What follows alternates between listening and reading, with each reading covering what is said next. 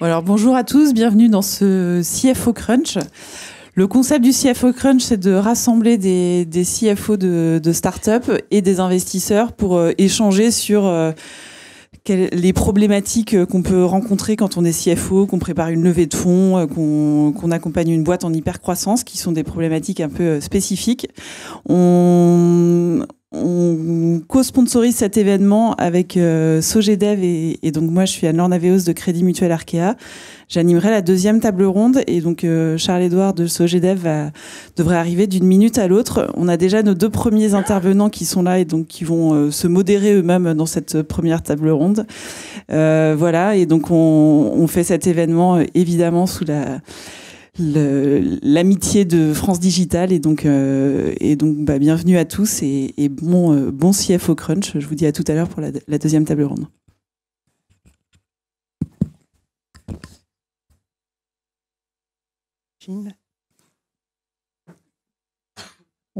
Bonsoir à tous, Claire Houry. Je suis associée dans le fonds d'investissement, enfin fonds de capital risque Ventec. Bonjour à tous, alors moi c'est Charles Thénault, donc je m'occupe de la finance chez Botify depuis quelques mois.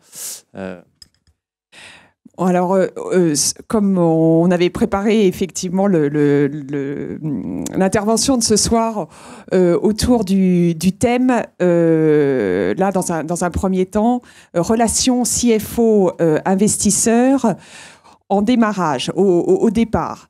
Quelques mots sur nous, Ventec. Donc on est un fonds d'investissement qui investissons justement à ce stade-là, c'est-à-dire quand on jargonne un petit peu, on dit Series A, c'est-à-dire qu'on est souvent le premier investisseur financier institutionnel. Quelquefois, la société, auparavant, elle a été financée par des business angels, des fonds d'amorçage. Mais nous, Ventec, on arrive donc sur des montants, pour vous donner une idée, de tours entre 2 et 3 millions d'euros sur la part de Ventec et sur des tours de table qui peuvent monter, qui ont tendance à augmenter en termes de montant de Series A, entre 2 et 7-8 millions d'euros, je dirais, en donnant une fourchette quand même assez large. Oui, alors Botify, que j'ai rejoint, donc, est une startup qui a été créée en 2012, enfin officiellement, et qui est une société qui fait du logiciel en SaaS, donc un logiciel de SEO, qui veut dire Search Engine Optimization.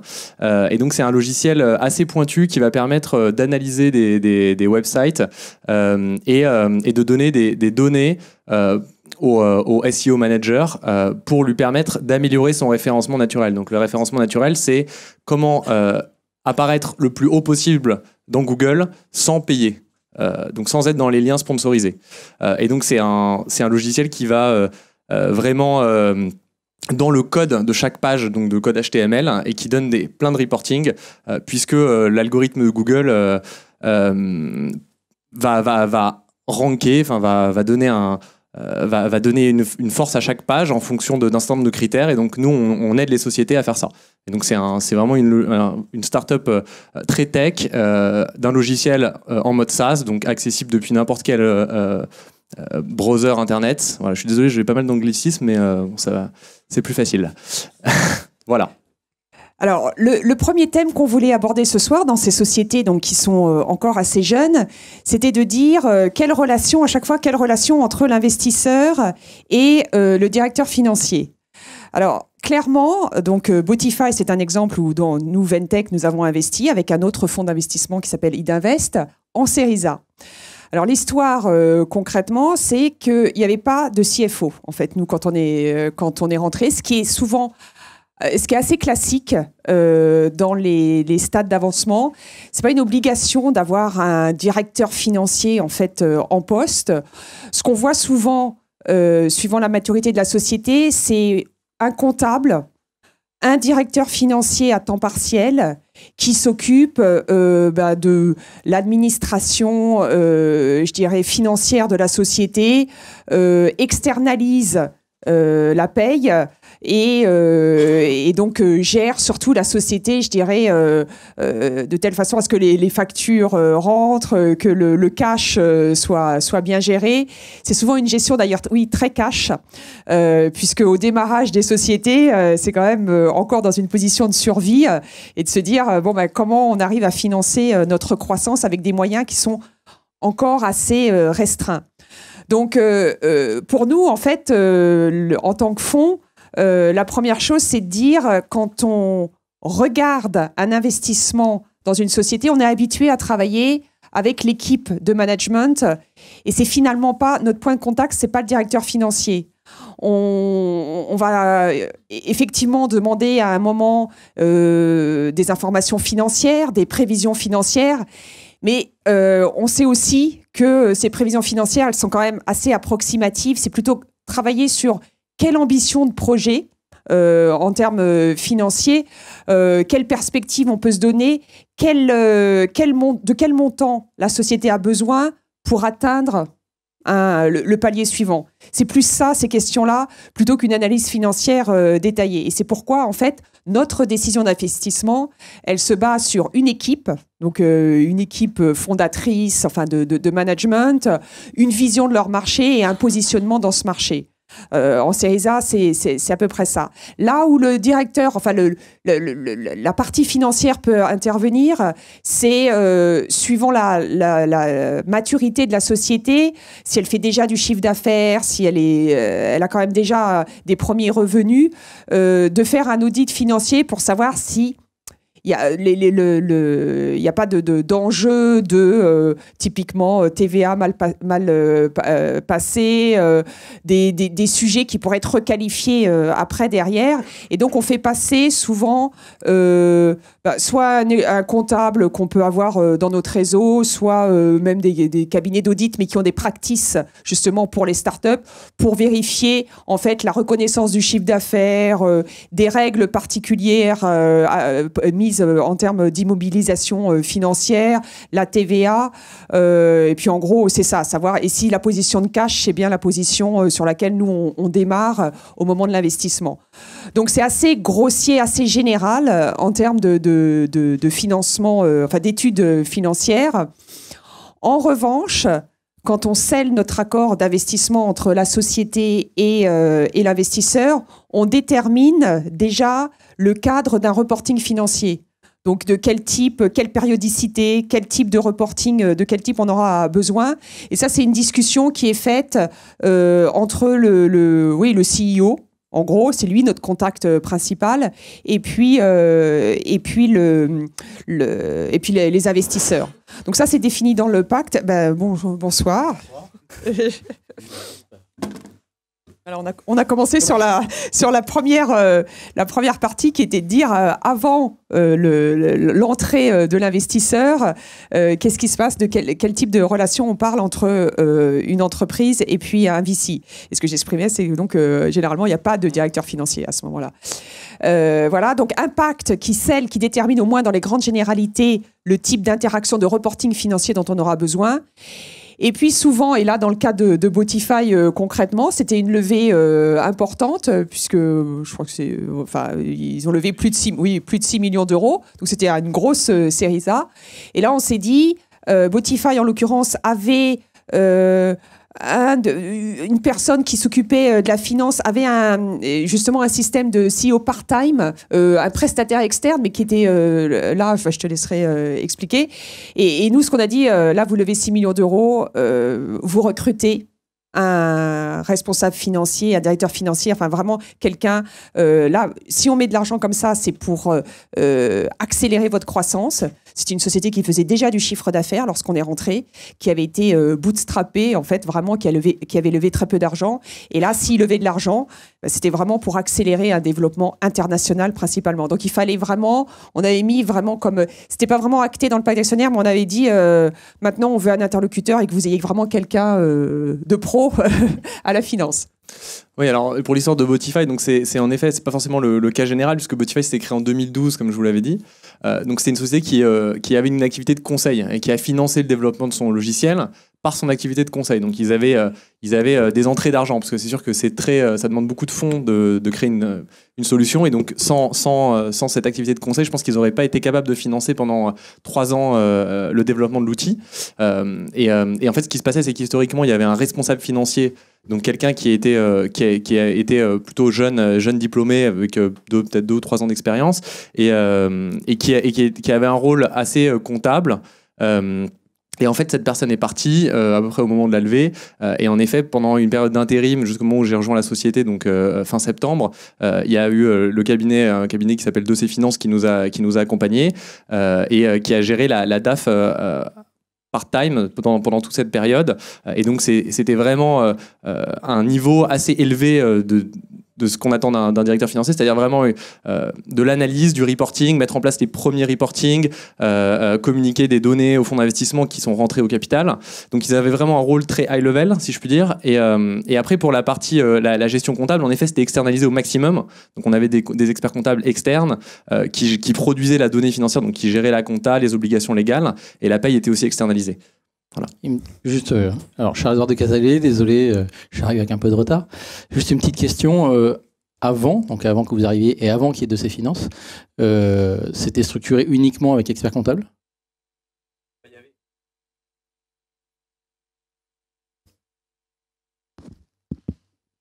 Merci beaucoup.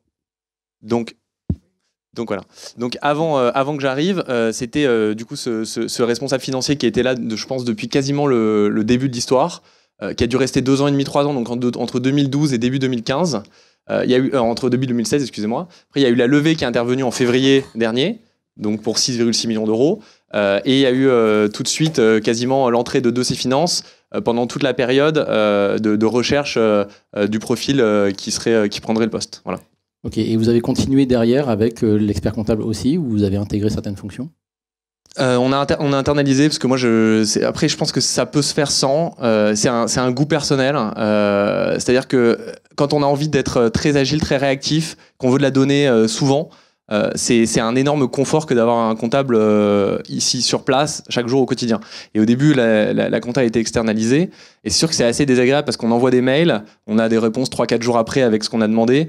Et donc ça nécessite une patience que malheureusement j'ai pas. Et donc ça me convenait pas. Donc on a internalisé la fonction. Et le passage, parce que vous êtes arrivé au moment de la levée de fonds, le passage justement entre expert comptable plus CFO externe, et vous, je dirais, avec le CFO externe qui intervenait sur la partie plutôt, on va dire, high level et reporting, début de reporting peut-être avec la partie levée de fonds, comment s'est fait ce passage-là ? Ça, je pense que c'est un peu un propre de la startup. Donc moi, j'ai eu 2 journées de travail avec quelqu'un de Dossier Finance qui ont été assez riches. Et après, notre directeur général était déjà à New York quand je suis arrivé. Donc c'est amusant. C'est ce qu'on accepte comme challenge quand on rentre dans une startup, c'est-à-dire de se débrouiller, de tout faire soi-même. Et donc c'est vrai que je suis arrivé et j'avais pas mon manager direct sur place. J'avais 2 jours pour apprendre la fonction. J'avais pas de passation proprement dite. Donc c'est là où il faut je pense qu'on pourra y revenir dans les qualités, mais je pense que c'est une des qualités essentielles, c'est-à-dire d'être capable de se débrouiller et d'avoir envie de soi-même aller chercher l'info, se débrouiller, etc. Et si on n'a pas cette qualité-là, je pense que c'est difficile. Et donc très vite, effectivement, j'ai rencontré Charles pour là aussi tout de suite caler le dialogue que je voulais avoir entre la société et puis nous, quoi, et se mettre d'accord, à la fois exprimer les attentes et puis se mettre d'accord sur un format d'échange. Est-ce que les informations qui étaient produites préalablement étaient très loin des attendus ? Est-ce qu'il y en avait déjà ? Ouais, c'était un peu compliqué. C'est pour ça qu'on a demandé l'entrée d'un vrai. Non, mais honnêtement, le CFO part-time, c'est bien, mais ça a ses limites quand vraiment on rentre dans ce que tu t'exprimes, dans un suivi vraiment opérationnel, la mise en place de processus, du pilotage. On avait le basique, on avait tout à fait ce dont il nous fallait, mais pas beaucoup. C'était quoi le basique ? Le basique, c'était s'assurer qu'on avait un plan mensuel de reconnaissance du chiffre d'affaires, du cash.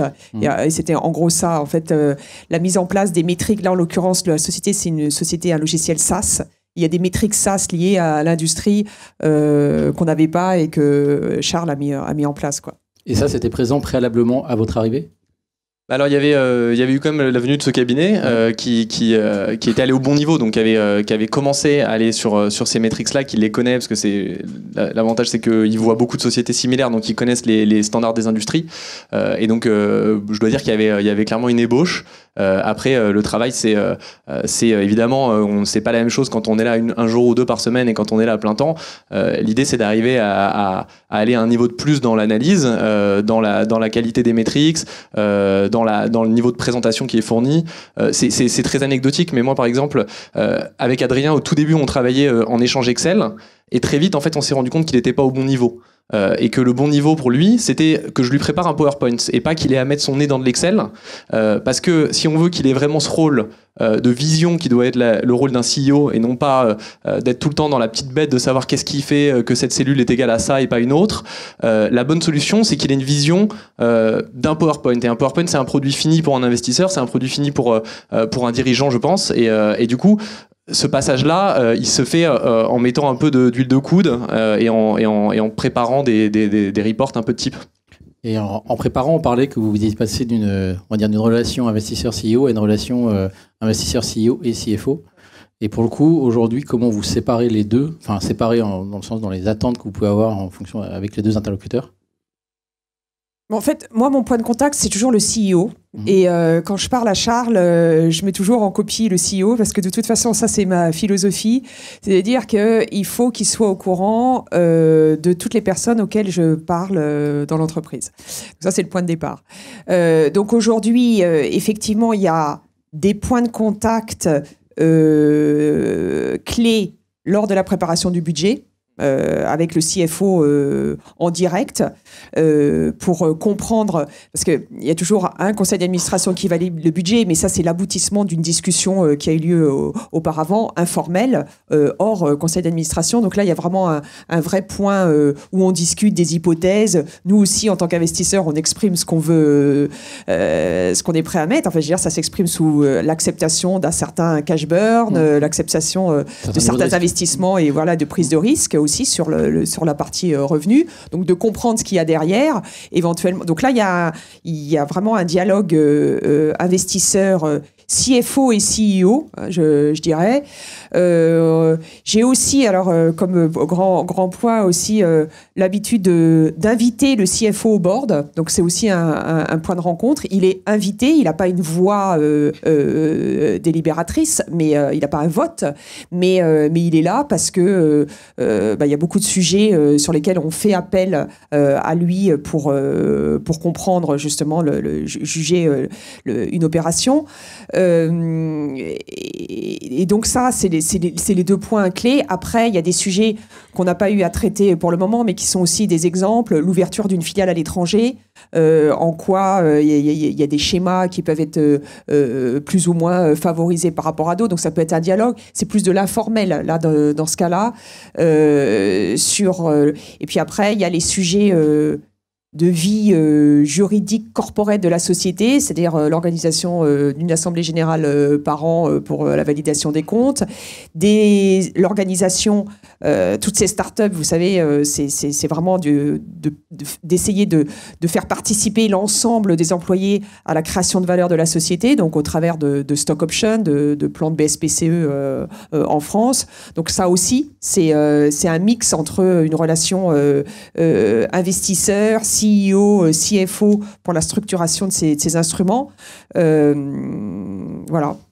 Si je peux me permettre, sur le budget, c'est intéressant parce que c'est là où on s'est vraiment rencontrés professionnellement, si je puis dire. On a vraiment travaillé ensemble parce que pour moi c'est assez intéressant et c'est assez marrant aussi. C'est qu'en fait l'exercice de budget n'a plus rien à voir quand on est en hyper croissance et quand on est dans une boîte qui est flat plus. C'est plutôt la même chose parce que déjà la notion d'effet d'année pleine, on recrute des gens au cours de l'année. On recrute des gens en moyenne en juin, statistiquement si on recrute à peu près linéairement toute l'année, et on se rend pas forcément compte, quand je dis on, je pense au CEO, il se dit super, j'ai encore de l'argent sur mon compte, j'y vais, il se rend pas compte de ce qui va lui arriver l'année suivante. C'est x2 en fait, c'est-à-dire que déjà mécaniquement avec les mêmes nombres de personnes, on va avoir 2 fois plus de coûts. Et donc tout ça, c'est là où c'est très intéressant, c'est quand on commence à être vraiment en forte croissance, il y a plein de choses à faire pour structurer, faire du modeling, si je puis dire, savoir où est-ce qu'on va, juste d'un point de vue purement un fichier Excel, donc c'est évidemment pas la gestion de la boîte, mais ça permet de savoir en fait avec ce qu'on a construit, où est-ce qu'on va en termes de niveau de coût, et aussi de faire des sensibilités, de se dire en fait j'ai des hypothèses de productivité de ma vente, j'ai des hypothèses de chiffre d'affaires tout bonnement par zone géographique, etc. Et ces hypothèses, qu'est-ce qui se passe si je les réduis de 10, 20, 30%, si je change une hypothèse ou une autre. Et c'est très marrant parce que en fait, pour vous dire dans l'exemple précis de Botify, sans être dans le secret des dieux, au début il m'avait donné des plans de recrutement énormes, avec énormément de gens en tech, etc. Et en fait, au fil du budget, ils ont réduit. Ils se sont rendus compte qu'ils avaient envie de prendre plus de temps, de la jouer différemment. Bon, c'est des choix propres à la gestion qui auraient pu être différents, de se dire on accélère plus vite et on va remettre au pot ou peu importe. Mais en tout cas, ils se sont vraiment rendus compte avec cet exercice-là de la quantité de coûts qu'ils accumulaient et ce qui allait se passer l'année suivante et ce que ça voulait dire pour la pérennité de la société. Et donc finalement, c'est là où je pense que ça crée aussi de la valeur d'avoir quelqu'un qui va les remettre au bon niveau et leur dire attention, voilà, on arrive sur ces niveaux-là. Et justement, pour aller plus loin, là je dirais quand on prend le rôle technique du CFO, vraiment dans la partie financière, modeling et autres, mais après comment... on va dire, on peut parler de valeur ajoutée du CFO dans sa relation entre CEO et investisseur et dans les indicateurs, on va dire ça comme ça, mais les indicateurs business qui peuvent évoluer, qui peuvent, par rapport à avant, qui pouvaient être sommaires, on va dire, et qui permet de mieux piloter la société. Alors il y a ce point-là. Donc pour moi c'est en fait c'est comme une pyramide, c'est-à-dire que il y a des tâches basiques pour un directeur financier. Et il y a des tâches qui ont de plus en plus de valeur ajoutée, mais qui nécessitent que les fondations soient bonnes. Et donc là, si on parle des métriques, en effet, on peut améliorer les métriques, etc. Mais ce qui est important aussi, c'est de rester au bon niveau de synthèse et de ne pas être dans des trucs trop complexes, des métriques qu'on aurait calculées avec le ratio de A divisé par B, enfin, des trucs qui peuvent être vite compliqués. Donc je pense qu'il faut réussir à rester à un très bon niveau, à un assez haut niveau en termes de discussion quand on parle avec le CEO, en étant capable d'aller dans le détail et de comprendre la construction. Mais au-delà de ça, la question que ça lève chez moi, c'est le rôle du CFO dans une petite société comme Botify aujourd'hui. Est-ce qu'on reste petit et pour moi, c'est un rôle qui ne se limite pas, et mon message, c'est vraiment celui-ci, c'est-à-dire que la force, l'intérêt du métier, c'est pas de se limiter aux métriques, quand bien même ils seraient extraordinairement intelligents, extraordinairement bien calculés. C'est très bien, mais ça doit faire partie de juste le travail normal. C'est pas une valeur ajoutée. C'est super, il faut que ça soit bien fait, mais qu'est-ce qui va ajouter de la valeur? C'est l'interface. Et cette personne qui va faire l'interface, c'est uniquement des fonctions support. Parce qu'aujourd'hui, on est dans des mondes où une start-up, c'est quoi? C'est de la vente et des opérations. Donc chez nous, les opérations, c'est le produit. Donc c'est le développement. Les gens font leur métier de façon très spécialisée, très industrielle. Qui fait l'interface entre les gens? A priori, le CEO, oui, mais quand il est débordé, qu'il a énormément de choses, il y a des relais qui doivent être mis en place. Et la finance, c'est le relais naturel et c'est l'interface naturelle. Si je donne un exemple, c'est vraiment être capable de... Aujourd'hui, on a une base d'utilisateurs de notre app qui nécessite pour la comprendre d'aller dans le back-end de l'app, etc. C'est quelque chose d'assez technique. Si je m'étais jamais intéressé au produit, je ne serais jamais allé dans l'app, j'aurais jamais vu la liste d'utilisateurs, je ne l'aurais jamais réconcilié avec nos clients qui payent et je me serais jamais rendu compte qu'il y avait des dangers, des zones de risque ou peut-être qu'on a des utilisateurs qu'on n'a pas supprimés, qui sont plus clients, des choses comme ça. Voilà. Alors côté investisseur, je pense qu'effectivement ce qui est clé en fait comme rendu en fait qu'on veut voir arriver de la société, c'est vraiment quelques indicateurs. On peut pas rentrer dans une liste d'indicateurs opérationnels et le board pour moi, il est pas là pour rentrer dans le modèle Excel et se dire bon ben voilà cellule par cellule qu'est-ce qui se passe. Je pense que, d'ailleurs, c'est même un signe quand la société va mal. Quand la société va mal, vous avez des reportings de plus en plus compliqués avec une foule d'indicateurs qui mesurent plein de choses et que personne ne sait interpréter. C'est vraiment un signe. Moi, dans les boîtes qui se développent un peu mal, vous commencez à avoir le board pack qui grossit, parce que nous-mêmes, investisseurs, on demande plus de contrôle. L'entreprise commence à sortir et à cruncher des tonnes et des tonnes de data. Et finalement, tout devient très compliqué et on ne suit plus rien du tout. Donc vraiment, la force... C'est ce que t'exprimais, Charles, c'est-à-dire que suivant le niveau, le CEO il a besoin d'outils de pilotage, le board il a besoin d'autres outils, et en tout cas la simplification et d'arriver à comprendre vraiment les métriques qui donnent une bonne vision de la santé, enfin de l'état de la société, c'est compliqué. Et d'ailleurs, il n'y a pas besoin de se voiler la face. Moi, les interactions, enfin, avant qu'on ait un reporting qui corresponde vraiment à ce que l'investisseur recherche, il y a souvent des allers-retours. Les débuts de board, on commence déjà à se recaler en disant mais non, mais ça, on aurait besoin de ça. Au fur et à mesure de la vie de la société, il y a aussi des indicateurs qui sont modifiés, un reporting qui est refondu, qui est transformé. Mais quand même, c'est un vrai signe de, même si on gère pas la boîte par les KPI uniquement, justement, c'est là où le CEO, il arrive avec son profil de vision, d'ambition, et certes, il prend des décisions sur des modèles Excel. Enfin, il a besoin d'avoir le modèle Excel, mais il prend pas des décisions que sur le modèle Excel, justement, parce qu'il a autre chose. Le fait d'avoir un suivi financier, et je parle surtout de métriques opérationnelles qui veulent dire quelque chose, et pas trop nombreuses, c'est très important. Petite question, en tant que CFO, comment est-ce que vous redescendez au niveau des équipes les objectifs qui doivent être fixés en board purement au niveau financier? Est-ce que c'est le CEO qui le fait ou est-ce que c'est vous, une autre personne? Alors, c'est un point compliqué puisqu'en fait, c'est un environnement, en tout cas chez nous, qui est où la communication n'est pas toujours très claire parce qu'on n'a pas beaucoup d'historique sur comment on communique, qu'est-ce qui donne les informations, comment, etc. Donc c'est évidemment là où il y a toujours des zones grises et c'est pas forcément toujours clair. En l'occurrence, là, sur cet exercice de budget-là, Adrien c'est le CEO du coup, a beaucoup communiqué sur l'exercice de budget et sur comment est-ce qu'il allait impacter les équipes à chacun des niveaux. Et donc il l'a fait dans des meetings où il y a toute l'entreprise. Et donc il les a, dès le début du process, il leur a fait part de ce qu'on était en train de faire et il leur a laissé savoir. En fait, finalement, il a créé chez eux l'intérêt et de se demander ah oui, là ils sont en train de faire un truc vraiment important parce que c'est des gens qui souvent, on travaille dans des startups toutes petites pour certains et ils comprennent pas bien l'intérêt d'un budget, ils trouvent pas ça forcément très intéressant et donc ça prend du temps de leur faire comprendre l'intérêt de tout ça et donc c'est toujours par petits pas, c'est-à-dire que du jour au lendemain on peut pas faire un budget extrêmement précis pour chacune des équipes par personne, etc. Donc on fait au mieux pour avoir quelque chose qui soit suffisamment précis et en même temps que ça crée pas trop de frustration et je pense que chaque année il va y avoir un peu d'éducation là-dessus, mais finalement au niveau des managers ça a été bien ressenti puisque j'ai tout le temps la question j'ai combien de budget, combien il me reste, et donc l'idée c'est aussi après de continuer l'éducation au fil du temps. Chaque trimestre, on leur donne les chiffres, on leur dit « Ah, attendez, sur votre budget, vous en êtes là, attention, vous êtes trop en avance, trop en retard. » Et donc, on commence à utiliser le budget comme un outil de pilotage.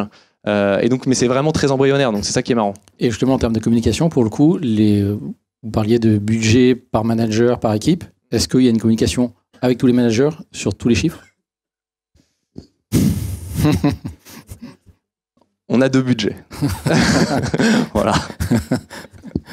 Ok. Oui, avec 2 niveaux de détail ou avec 2 budgets différents? C'est deux. Chez Joker ou... Non, c'est 2 niveaux d'assumption. C'est 2 niveaux de 2 assumptions différentes. C'est le même modèle avec des assumptions différentes et évidemment on met l'ambition la maximum sur les équipes sans que ça devienne. J'avais lu un article, il disait en anglais delusional. Donc voilà, que ça devienne pas débile parce que ça crée l'effet inverse, mais évidemment l'ambition qu'on donne aux équipes ne peut pas être la même que celle qu'on donne aux investisseurs et c'est forcément assumé. Donc ils le savent un peu tous à mi-mot. Et c'est partagé avec les investisseurs. Bah oui, non, nous ce qu'on... Oui. Alors là, on parle, tout est rose, on est en phase de croissance. Il y a aussi une relation investisseur, CFO ou même équipe, et c'est le point sur la communication qui me fait rebondir. Ce sont des petites sociétés, on n'est pas dans des boîtes du CAC 40, donc effectivement, c'est des sociétés en croissance qui ont des hauts et des bas, des plats, et il ne s'agit pas non plus... il y a de l'information qui reste confidentielle, qui ne va pas être partagée avec toute la société. Mais moi, je trouve que c'est toujours une bonne idée d'être assez clair justement sur certains grands indicateurs qui montrent l'activité de la société et de leur dire bon bah là aujourd'hui on est dans le rouge, voilà ce qui se passe. J'ai souvent vu des CEO qui prenaient tout sur leurs épaules pour protéger justement leurs équipes. Je pense qu'il y a des sujets sur lesquels la position de cash, enfin des sujets finances sur lesquels tous les employés de la société, surtout quand ils sont eux-mêmes partie prenante côté patrimonial, enfin action, peuvent être partagés. Alors je ne suis pas complètement naïve, tout ne se partage pas. Mais c'est aussi ça, je pense, l'intérêt de personnes qui travaillent dans des startups, c'est qu'elles sont quand même plus proches de la réalité et de la vie de l'entreprise que quand on est dans un grand groupe, quoi. Je veux juste partager deux autres choses après, parce qu'il y a une autre intervention. C'est le recrutement d'un CFO. Donc, on va dire sur quels critères, même si chaque société est spécifique, avec des besoins spécifiques. Et la deuxième chose, c'est en tant que CFO, comment on va dire, vous absorbez la pression qu'il peut y avoir sur vous du CEO ou d'autres. Alors, sur le profil, parce que c'est vrai que c'est souvent quelque chose qu'on est amené à faire, puisqu'on met souvent ça dans la discussion de notre investissement en disant il faudra que vous recrutiez un CFO.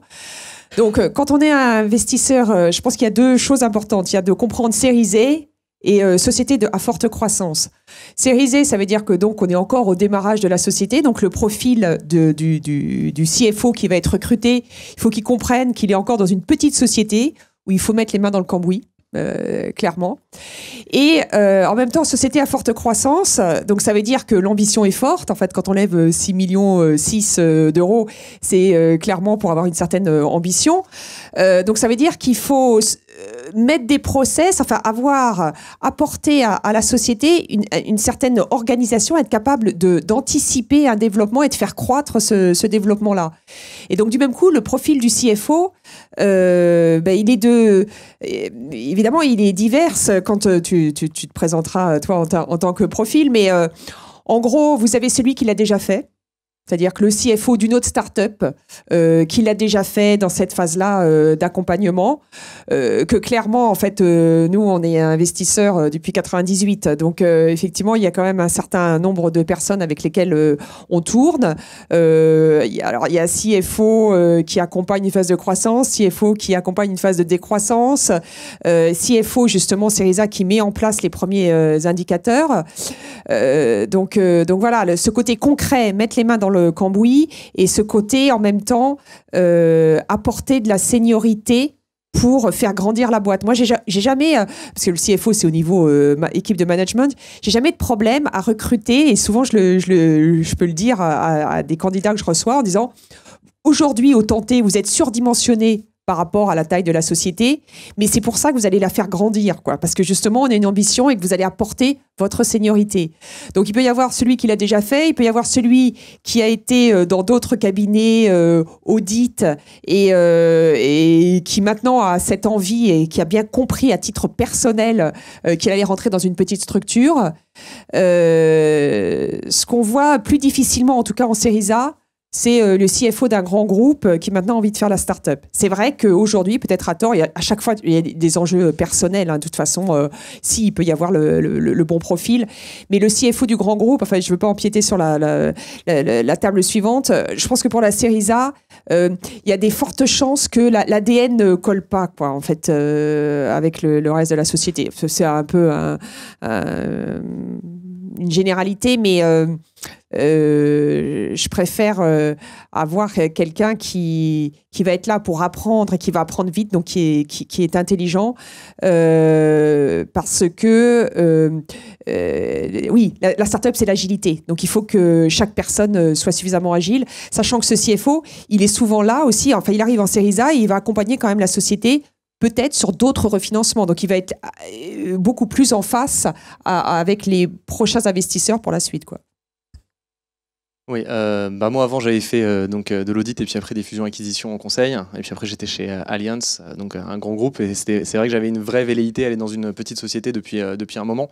Je pense qu'en effet, ce qui est clé, c'est si vous êtes amené à recruter, enfin si certains d'entre vous sont amenés à recruter un jour un CFO, posez-lui bien la question, est-ce que ça t'embête si je te demande une journée d'aller relancer les créances clients ou j'en sais rien, des trucs qui vraiment sont la tâche que personne n'a envie de faire. Et je pense qu'en effet, un CFO de gros groupe, il se rabaisserait jamais, il accepterait d'aller refaire des créances clients alors qu'il a une équipe de 5-6 personnes qui font toute la chaîne de valeur pour lui. Donc en effet, il faut être capable de faire le grand écart. Moi, c'est ma nature, ça m'amuse, donc ça me gêne pas du tout. Et je trouve que c'est intéressant du coup parce qu'on maîtrise absolument tout le process, tous les process financiers. Mais en effet, je conçois très bien qu'il y ait des personnes que ça amuse pas. Donc il faut quand même une certaine capacité à revenir à des basiques. Et après sur la partie de la pression, honnêtement, c'est plutôt des bonnes ambiances collaboratives. Alors chez nous en tout cas, et l'idée c'est tant que les choses avancent, tout se passe très bien. Donc après, peut-être que le ton serait pas le même si je faisais traîner des choses comme ça. En l'occurrence, c'est toujours une saine pression. Les deadlines sont fixés intelligemment. Et donc j'ai pas du tout de frustration là-dessus. Il y a des enjeux qui sont importants. Je pense que le vrai enjeu, c'est plutôt d'arriver à faire prendre connaissance aux gens de l'importance de la fonction et qu'ils comprennent qu'on n'est pas là juste pour être un poste de coût. Voilà. Bon, merci. Je crois qu'il va être temps de passer à la seconde table. Juste, est-ce que vous avez des questions avant de passer à la seconde table?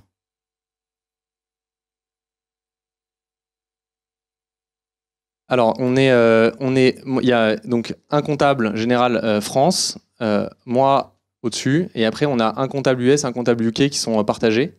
Et après on a une DRH et une personne qui fait l'office management et une personne qui est stagiaire RH. Voilà. Pour à peu près combien de personnes au total? Si c'est pas on est une soixantaine. Globalement? Oui. Okay.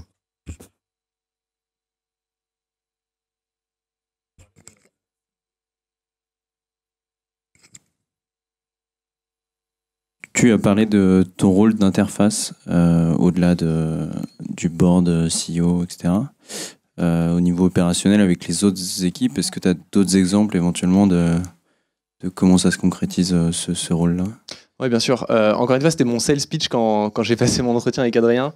Et moi, j'en suis persuadé que c'est la force de la direction financière de demain. En tout cas, la valeur des entreprises, elle est aux interfaces. Et aujourd'hui, je pense que moi, j'étais dans un grand groupe, je vois que les interfaces sont très mauvais. Et c'est aussi là où on perd énormément de valeur, qu'on a de la friction. Et en l'occurrence, aujourd'hui, dans mon cas précis, moi, j'avais pas mal empiété historiquement sur la partie sales. Par appétence. Donc, pour l'instant, je me fais pas trop d'ennemis, ça va. Mais l'idée, c'est, par exemple, qu'est-ce que je fais en ce moment? Je fais un projet d'implémentation d'un logiciel qui est sur notre CRM et qui va nous permettre de faire des devis, de repenser notre pricing, de faire des devis, de gérer la facturation. Donc, il y a un lien direct avec la finance puisqu'on parle de facturation. Mais en même temps, on est dans un chantier qui va questionner tout notre business model puisqu'on est en train de redéfinir le pricing, comment on price, comment on simplifie notre prix, etc. Et donc des enjeux qui sont très liés aux sales. Donc ça, c'est un exemple clair d'interface finance-sales, je pense. D'autres questions?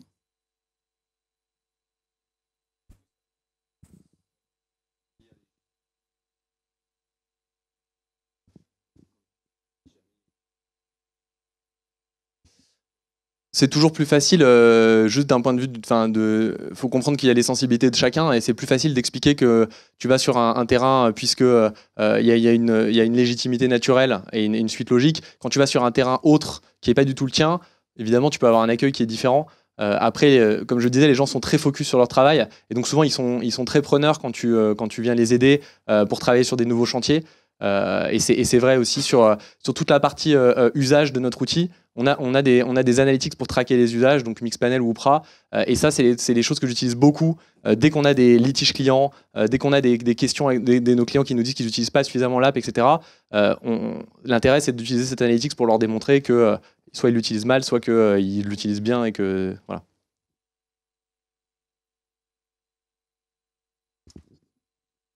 Je ne sais pas si on en est là. Non.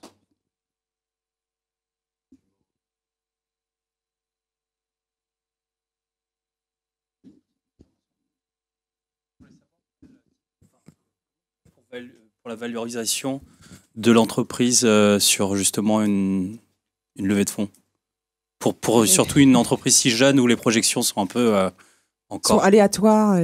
pas aléatoires, mais encore un peu immatures pour s'assurer de la. Non, mais c'est parce qu'ils sont au-dessus du budget. Oui, c'est une bonne question. On a alors sectoriellement, des méthodes de valorisation qui sont différentes si vous êtes sur une place de marché ou un logiciel d'entreprise SaaS. Donc effectivement, on se repose là-dessus. On commence par essayer d'être confortable avec le business plan qu'on nous présente, en se disant, oui, la croissance, les besoins en cash pour financer cette croissance, on y croit ou on n'y croit pas. On prend des paris quand même, mais il y a des modèles qui sont plus ou moins prévisibles, d'autres qui sont à cette phase d'entrée au capital de la société. Il y a beaucoup de choses qui vont s'écrire au fur et à mesure, et donc on est obligé de prendre des paris. Donc ça, c'est des méthodes de valorisation suivant les secteurs. Et puis après, je dirais une communauté d'intérêt entre un investisseur et puis une équipe de management. Je pense que in fine, c'est ça qui vous pouvez vous abriter derrière des multiples il y a un moment, et d'ailleurs souvent, il peut y avoir des discussions où le montant levé ne correspond pas au stade d'avancement de la société, parce que sinon on se retrouverait avec nous investisseurs, une trop grosse part du capital. Il faut se rappeler qu'on est en série A, et donc après il va peut-être y avoir d'autres refinancements, et à la fin on n'a pas créé la communauté d'intérêt parce que l'équipe de management se retrouve avec une part trop faible du capital. Donc je dirais il y a une évaluation sectorielle sur quel BP est-ce qu'on est d'accord, une évaluation de multiples sectoriels, et puis après une évaluation de comment on répartit, comment on fait que des équipes de management ne dorment plus la nuit pour travailler pour leur boîte, quoi. À un moment, il faut être réaliste, quoi. Non, mais il faut qu'ils aient l'impression un jour de pouvoir gagner quelque chose, ouais.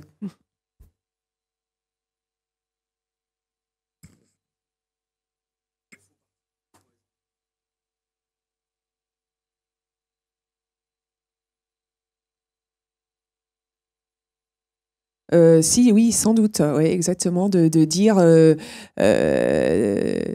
il y a des enjeux plus industriels.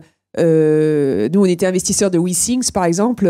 C'est pas la même chose que d'investir dans les objets connectés, donc que d'investir dans une société de software. Donc oui, il y a certains domaines.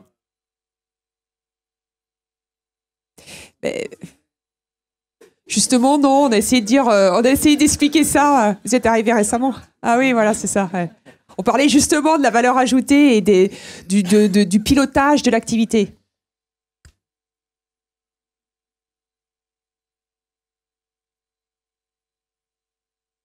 Oui, je pense que c'est une compétence. Enfin, je ne sais pas de quel hardware vous parlez, mais des modèles de royalty, de licence en semi-conducteur, c'est des enjeux côté CFO qui sont différents qu'un enjeu place de marché. Ouais, je pense que, et donc d'avoir une expérience, c'est plus une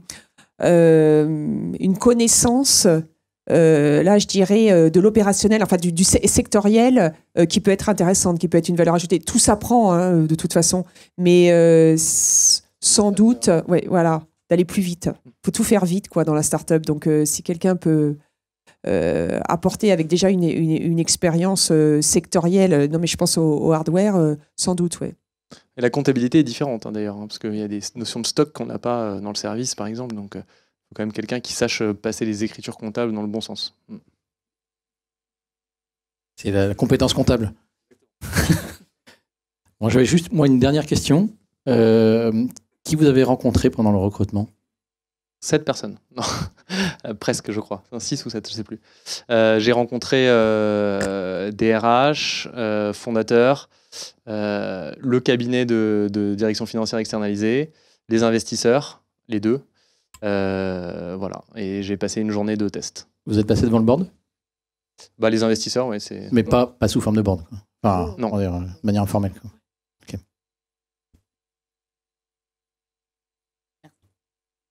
Une dernière.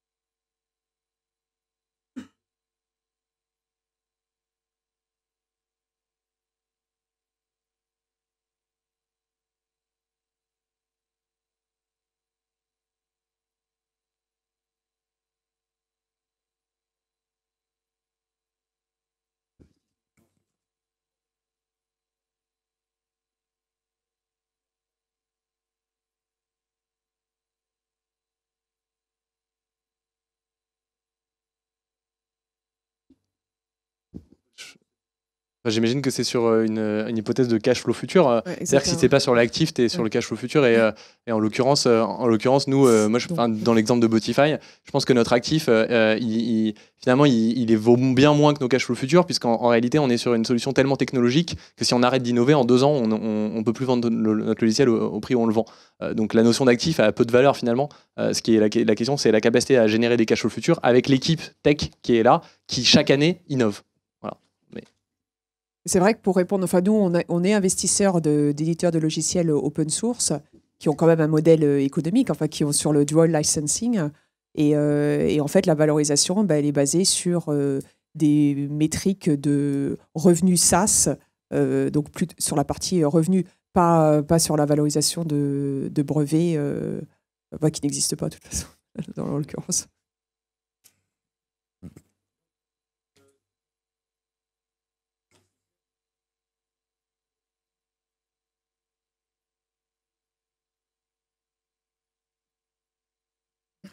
La partie crédit impôt recherche notamment, s'il n'y a pas de brevet, en soi c'est pas problématique. Non, c'est pas problématique. Ça peut être valorisé, mais je pense qu'il y a beaucoup d'éditeurs logiciels qui n'ont pas de brevet, qui font beaucoup de crédit impôt recherche. J'en connais quelques-uns dans la salle. Mais...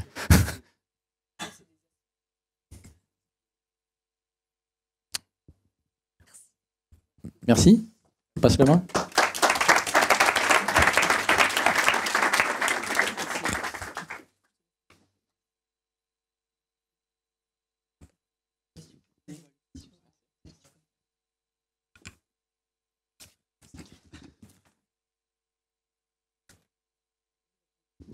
Ça va bien?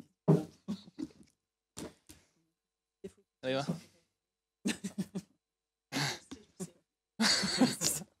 Bon, on fait le siège du CFO et l'investisseur, le modérateur.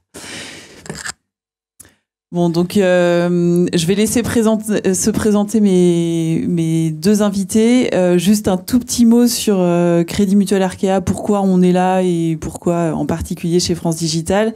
Donc nous, on est un banquier un peu atypique, une banque de taille intermédiaire, je ne sais pas si ça existe encore, mais il y a une BTI. Et on s'intéresse beaucoup au digital, à toutes les entreprises de croissance dans le digital, et à toute la question de la transformation digitale. On accompagne nous-mêmes aussi des entreprises qui sont en train de changer de modèle. Donc tout ça, c'est des choses sur lesquelles on est très très présent. Moi, à titre perso, j'ai commencé ma carrière chez un courtier en ligne comme CFO. Ça s'appelait Symphonis et on a racheté rapidement Fortuneo, on a fusionné. Voilà. Donc et maintenant, je suis plutôt dans le rôle de l'investisseur puisque je m'occupe de tous les investissements stratégiques du groupe.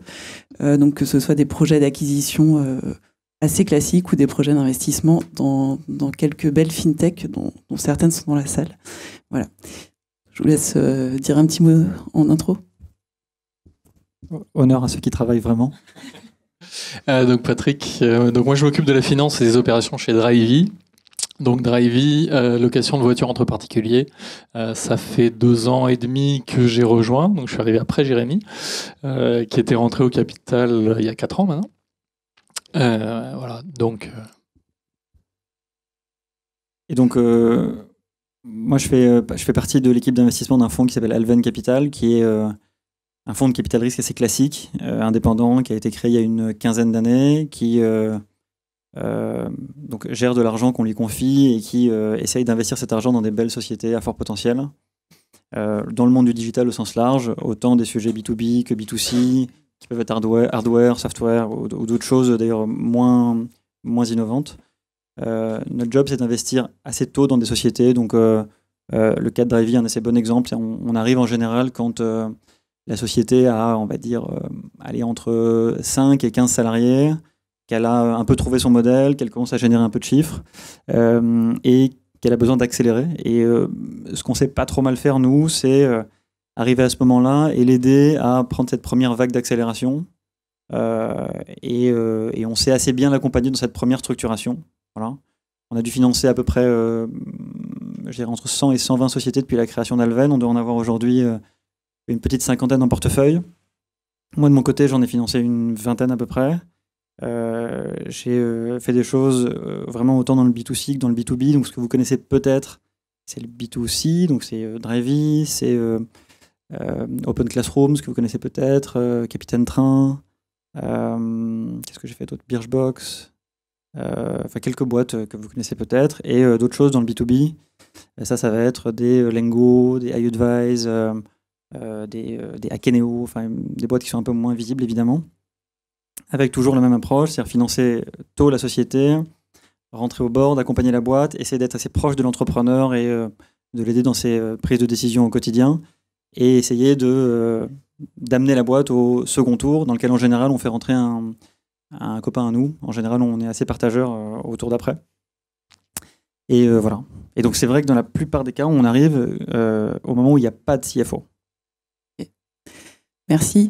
Alors, je vais donner d'abord peut-être la parole à Patrick avec un petit droit de réponse, parce que moi, j'ai compris que le CFO dans une boîte un peu plus grosse, il se tournait les pouces et finalement, il faisait plus grand-chose, alors qu'au début, il était vraiment les mains dans le cambouis et tout.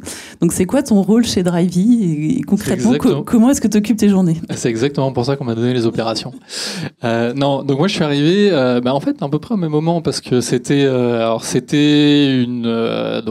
vous étiez rentré au capital, vous avez mis 2 millions, après vous avez avec Index, vous avez remis 6 après, qui était un peu la série A, c'est-à-dire que c'était 1 an plus tard, 1 an et demi plus tard.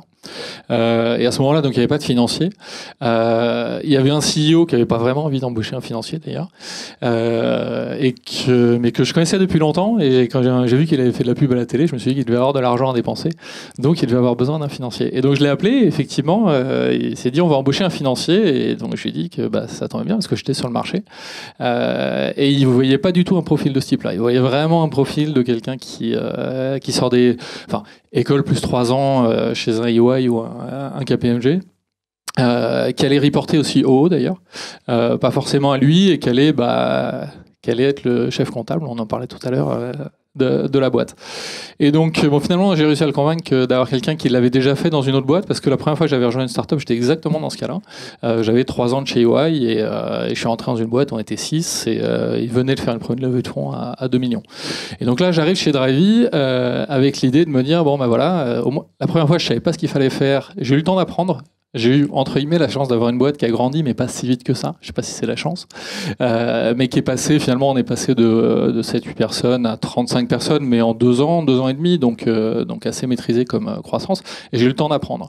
Et c'est ce que j'ai dit à Paulin à un moment dans tes chez Drivey. Je lui ai dit, toi, avec la croissance que tu as, tu vas pas avoir le temps que ton CFO il apprenne. Et donc, prends plutôt quelqu'un qui l'a déjà fait. On en parlait tout à l'heure. Donc là, j'arrive chez Drivey avec l'idée de répliquer ce que j'avais fait un peu plus vite, et puis de faire grandir les process et la boîte au rythme où je pense qu'elle est capable de grandir. Et vraiment avec l'idée de travailler de la finance et de m'occuper de la comptabilité et de vraiment faire tout ça. Et puis, c'était en novembre 2014 et on n'avait aucune opération de prévue par ailleurs qui allait venir polluer mes journées. Et puis finalement, 4 mois plus tard, on avait fait une levée de fonds et on avait racheté 3 sociétés, dont 2 en France et 1 en Allemagne. Donc finalement, tout ce que je pensais venir faire, je ne l'ai pas fait du tout. Et ce que j'ai... en fait, vraiment les 5-6 premiers mois chez Drivey, c'était un rôle de directeur financier, mais qui était surtout quelqu'un qui venait apporter une zone d'échange au CEO. En fait, le CEO est quelqu'un de très très seul dans les boîtes. C'est quelqu'un qui doit prendre des décisions. Alors avec l'aide du board, en fait, je pense que on en parlait un peu, mais les confidents du CEO avant que le CFO arrive sont les investisseurs. Et à ce moment-là, on arrive et typiquement, je sais qu'il y avait eu des opportunités de rachat par le passé et ça s'était pas fait. Et ça s'était pas fait parce que aussi le fondateur, lui, il se disait, de toute façon, mon business, il va grandir. J'ai le meilleur produit, j'ai pas besoin de racheter, j'avance et ça va se passer. Et puis finalement, c'est des opportunités qui peuvent se présenter. Une opportunité ratée qui a permis à un de nos concurrents, d'ailleurs, d'aller un tout petit peu plus vite que Drivey à un certain moment. Même si c'était plus petit que nous, mais il y avait un peu de rattrapage. Et donc, à ce moment-là, donc on en fait une première. Et ça, typiquement, rien qu'être là pour le faire ensemble, derrière, ça l'a unlocké le CEO. C'est-à-dire que les 2 d'après, il en a fait une. Je suis parti à Bali 15 jours, je suis rentré, il avait racheté une boîte, quoi. Alors c'est vraiment quelque chose où c'est ça qu'on a apporté, que j'ai apporté au début. Et comment ça se passe concrètement justement dans ce binôme, dans ce duo clé que tu joues avec Paulin, avec le CEO? Charles disait tout à l'heure, moi j'essaie de simplifier, de faire un PowerPoint plutôt que de lui amener de l'Excel. Enfin, concrètement, c'est quoi? C'est plutôt des meetings, des échanges, des des prêts. J'ai eu la chance d'arriver chez Drivey à une époque où il y avait des investisseurs où les chiffres et les tableaux chiffrés, c'était pas tout à fait leur truc. Ils n'étaient pas très demandeurs. Et donc, on n'en préparait pas beaucoup. Et finalement, effectivement, donc on était dans... Enfin, cette notion... Les KPI business, ils étaient là. On les connaissait, on les suivait. Et d'ailleurs, même sur les boards, les demandes en plus, c'était pas des KPI business. C'était mais qui sont vos clients ? Racontez-nous qui sont vos clients. Il y avait assez de chiffres en fait déjà présents. Donc on a amélioré, on a rajouté un peu plus, on est devenu un peu plus fiable. Tout est externalisé. On en parlait tout à l'heure. Nous aussi, on a tout réinternalisé. Ça change la vie de ne pas avoir à devoir attendre les chiffres de quelqu'un. Mais dans sur la. Ok. Du point de vue de l'investisseur, du coup, cette arrivée de Patrick, comment vous avez vu ça, comment ça s'est passé, et qu'est-ce que ça a apporté ? Alors, nous, de notre côté, en gros, c'est difficile à expliquer simplement, mais en fait, pour nous, le CFO, c'est pas un truc. Quand on investit dans une société, le premier truc qui nous traverse l'esprit, c'est pas qu'il y a un CFO dans la boîte. Le premier truc qui nous passe par la tête, c'est qu'il faut qu'on arrive à comprendre la boîte, à la lire, et à la lire à travers ces petites fenêtres qui sont des boards, qui sont censés être des moments d'interaction et d'échange d'informations assez qualitatives et assez précises. Et on se rend compte assez rapidement que certains CEO, certains fondateurs savent faire ça, parce que c'est leur truc, parce que c'est des matheux, parce que c'est un peu des financiers, parce que c'est des types qui sont câblés Excel. Et puis on se rend compte qu'il y a des gens, c'est vraiment pas leur truc, quoi. Mais vraiment pas du tout leur truc. C'est-à-dire qu'il y a des entrepreneurs qui pilotent leur boîte avec 30 salariés et qui ont du mal à comprendre vraiment la différence entre, je sais pas moi, leur chiffre d'affaires, leur marge, leurs OPEX, la ligne débit, l'impact entre... quel est le rapport entre le BFR et la marge qu'on a vu juste... En fait, c'est pas leur truc, quoi. En fait, ils comprennent pas vraiment, en fait. Donc, pour nous faire plaisir, ils font des tableaux. Et puis, ils arrivent avec beaucoup d'aplomb et puis ils nous balancent des chiffres. Et puis, dès qu'on pose 3 questions, en fait, ils paniquent parce que le type qui leur a soufflé les 3 chiffres juste avant qu'ils rentrent dans la pièce n'est pas là. Et donc, ils sont complètement perdus. Et dans ce cas-là, il nous paraît essentiel qu'il y ait un CFO qui rentre dans la boîte. Parce que sans CFO, en gros, on peut prendre que des mauvaises décisions. C'est tout con, mais c'est vraiment comme ça que ça marche. Et à mon sens, il y a 2 types de CFO. Il y a des CFO qui sont là vraiment pour remplir uniquement la de fonctionnalité financière, vraiment la compétence finance à l'intérieur de la boîte. Et ça, c'est bien gérer l'argent, vérifier que les flux sont au bon endroit, être capable d'anticiper des dépenses qui vont tomber dans 1 mois, dans 2 mois, dans 3 mois, dans 6 mois, être capable de faire un peu de projection sur la trésorerie, d'anticiper un tout petit peu les mouvements tectoniques de la boîte. Et puis il y a des CFO qui sont des CFO plus business. Et ça, pour nous, c'est un peu le Graal. Et Patrick, c'est un exemple typique de Graal. Tu as vu, j'ai pas dit de CFO business, j'ai dit de Graal. Et ça, c'est le confort absolu. C'est-à-dire qu'en fait, on se rend compte qu'il commence à y avoir une espèce de binôme dans la boîte entre le CEO et son CFO.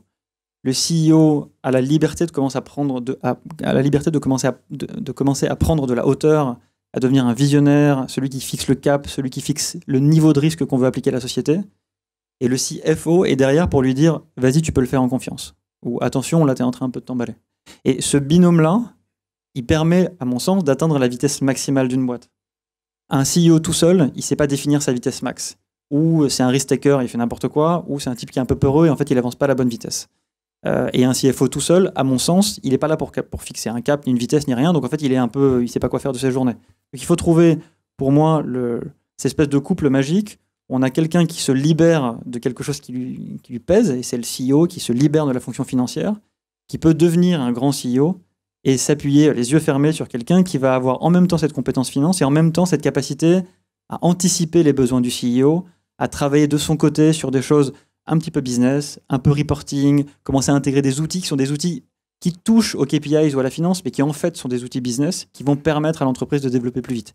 Et quand on a ça, et d'ailleurs on l'a systématiquement dans toutes les excellentes boîtes, ça y est quoi. En fait, les nuages se poussent et on sait qu'on peut aller très très vite. Et dans le cas de Drivey, c'est exactement ce qui s'est passé. Il y avait en effet un petit frein de la part de Paulin, qui n'est pas un grand financier, par contre qui est un grand visionnaire, qui a eu des difficultés à trouver ce fameux CFO, parce que je pense que quand on lui disait il faudrait un CFO, il voyait même pas ce que c'était en fait. C'est-à-dire, il pensait que c'était en effet un comptable. Et quand tout d'un coup, je pense, quand il y a eu ce match avec Patrick, il a mis le titre CFO parce que ça nous faisait plaisir, mais surtout il a trouvé un espèce de sparring partner qui était là pour le libérer de ses difficultés, ses prises de décision complexes. Et tout d'un coup, ça fait une paire incroyable, quoi. Notamment aussi, c'est que en fait, il avait réussi à faire ses levées de fonds sans CFO. Donc, c'est vrai que beaucoup de gens se disent, au moment où je vais devoir aller devant des investisseurs ou des choses comme ça, je vais avoir besoin d'un financier. Mais finalement, il avait réussi très bien avant que je sois là. Et je pense qu'il a été le lead sur toutes les levées de fonds, mais après. Donc, on a fait du coup 2, 6, 8 et 31. Et même... Et comme ça n'a jamais été des levées de fonds, d'ailleurs, basées sur, on parlait tout à l'heure de valeur de la boîte, de ce que ça apporte, ça n'a jamais été des levées de fonds basées sur les chiffres vraiment qu'on présentait. Enfin, l'exemple type, c'est tout le monde me dit, la dernière levée de fonds de 31, ton budget à 5 ans, tu l'as fait comment ? En fait, on l'a pas fait. On l'a pas fait à 3 ans, on l'a fait à 1 an. On a dit, voilà ce qu'on va faire. On nous l'a demandé à 3 ans, on a dit, là, on va perdre du temps sur le business. Soit vous croyez dans celui-là 1 et puis vous inquiétez pas, on ira plus loin. Mais vraiment, on l'a pas fait. C'est pas des levées de fonds, c'est pas une valeur de la boîte qui a été basée sur des chiffres, c'est sur un potentiel, c'est sur une croissance, c'est sur ces choses-là. Et du coup, toi aujourd'hui, les équipes entre finance et opération, comment ça se répartit et c'est quoi ce que tu as justement mis en place comme process, que tu as estimé ? Tu disais tout à l'heure, moi j'aime bien mettre les process au fur et à mesure où je pense que l'entreprise est prête à les absorber, enfin pour pas la tuer, et en même temps les process c'est nécessaire pour accompagner la croissance. Qu'est-ce que tu as fait Les process, ça va. Le premier, ça va être l'internalisation de la comptabilité, la mise en place d'un logiciel. On va choisir un logiciel, on va essayer de le mettre au bon moment. C'est-à-dire quand est-ce que faut construire une petite équipe financière. Nous, on n'est pas beaucoup sur la finance. Alors, répartition des équipes, il y en a 4 côté finance, puis il y en a 40 côté opération. Donc c'est vraiment plutôt... mais par contre, donc, les process, ça va être des process...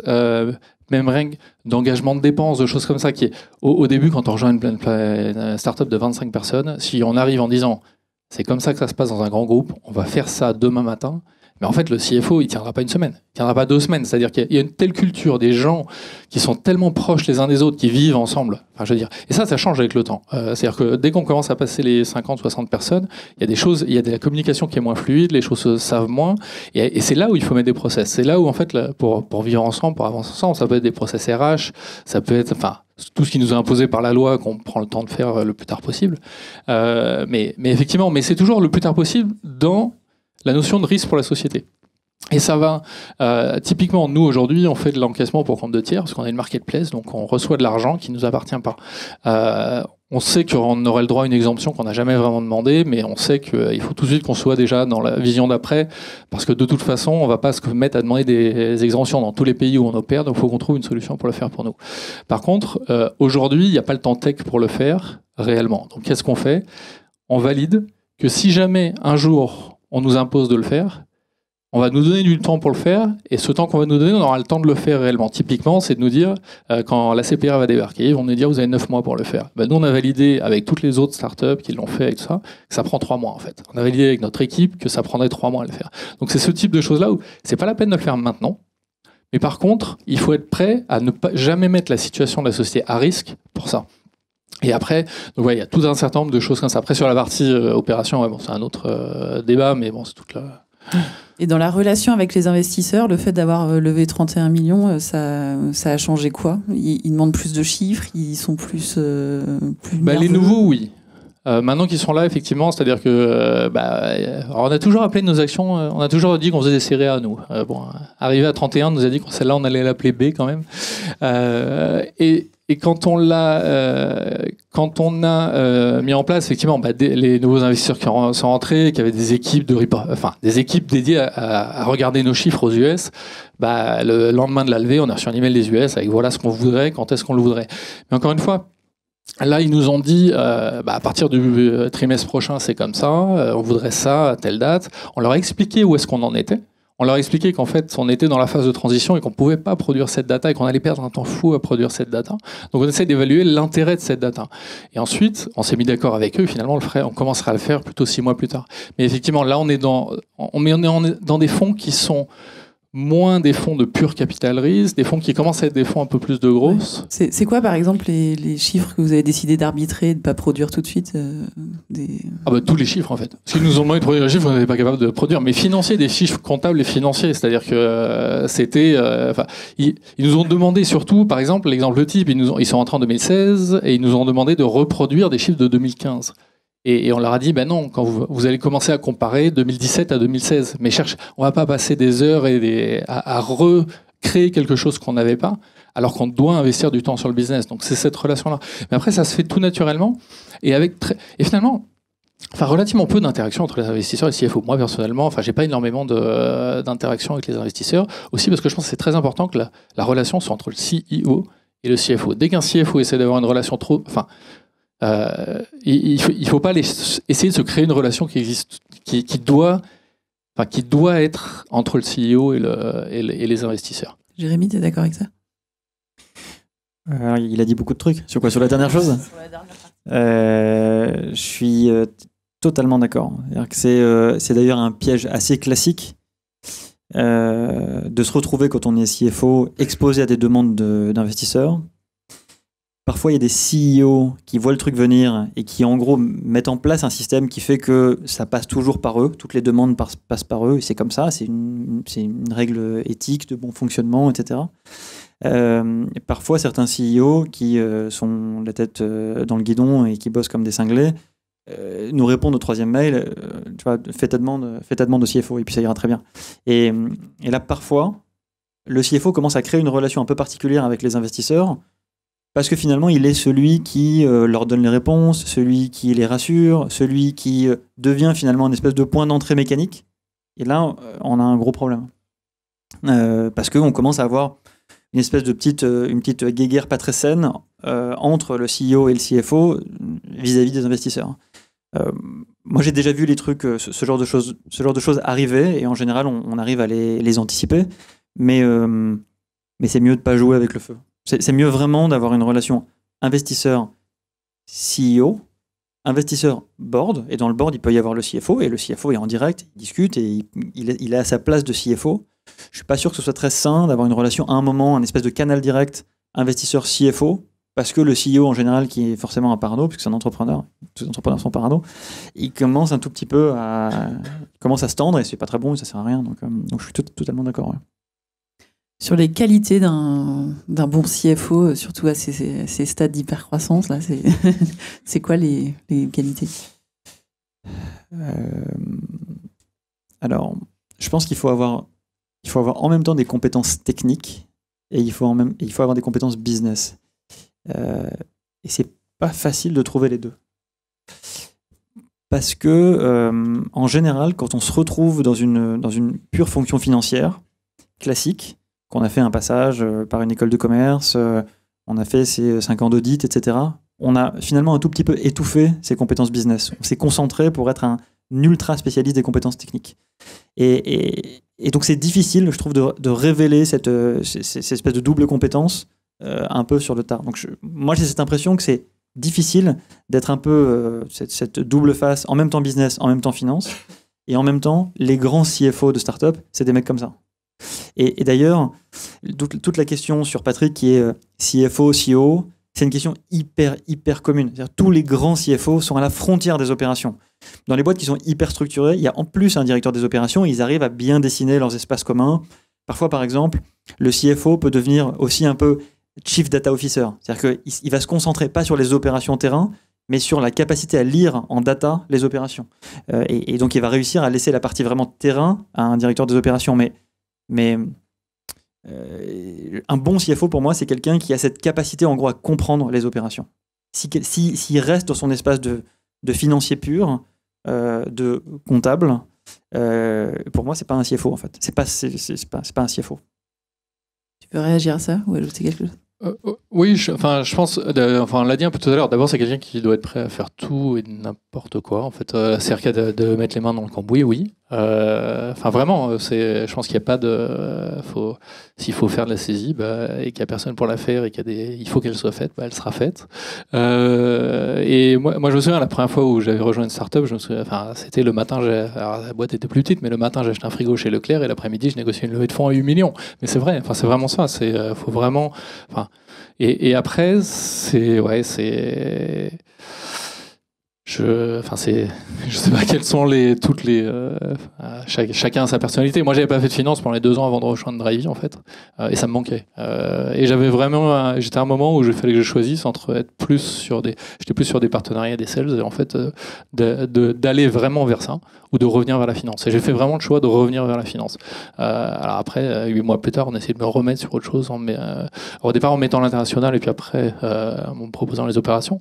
Mais c'est vrai que c'était et j'ai vachement hésité. J'ai vachement hésité la première fois on en a parlé avec Paulin parce que j'étais venu pour revenir dans la finance en fait aussi.